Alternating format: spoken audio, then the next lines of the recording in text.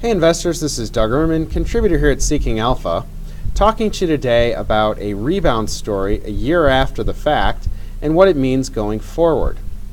Roughly this time a year ago, the big question in smartphones was who would emerge as the number 3 operating system. Clearly Apple's iOS and Google Android were the number 1 and 2 spots, but the battle for number 3 raged between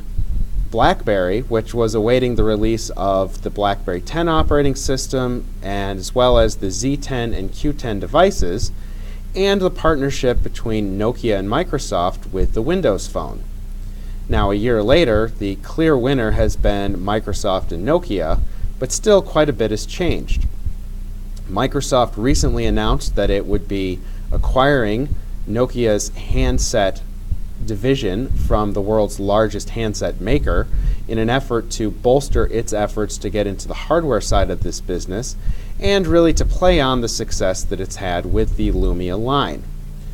Conversely, Blackberry has hit every disastrous speed bump that it could, recently announcing that it was going to need to cut as much as 40% of its workforce and receiving a $9 per share bid from Fairfax Financial Holdings to take the company private. The message with Blackberry being that the company needs to shrink and become much more of a niche player, where it once stood as the gold standard in the smartphone business, and that process would take place behind closed doors far more efficiently.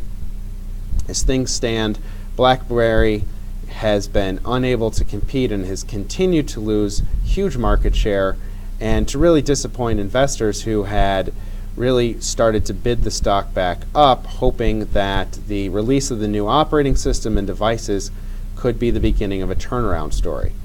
Nokia, on the other hand, has had some success getting a foothold in the smartphone arena, and with Blackberry all but exiting for the time being, Nokia's prospects look better and better. So looking ahead, I remain bullish on both Microsoft with the acquisition of the Nokia handset division, and Nokia for that matter without its handset division. Its activity in the network space and other areas really look good without the burden of the handset division, and I think that Microsoft can make a honest go of things with the hardware component being added to its Windows Phone operating system.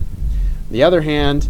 while many have speculated that the $9 per share bid from Fairfax is going to be an opening salvo for Blackberry, which could see additional upside as other bidders get into the game, this is a highly speculative stock at this point, and one that I would probably avoid given the other great opportunities that exist out there.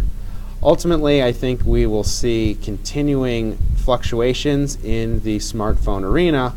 but for the time being, with Nokia and Microsoft really as the number 3 player, I think that things are a little bit better defined, and I would look for them to stabilize somewhat around those 3 names. Thanks for listening.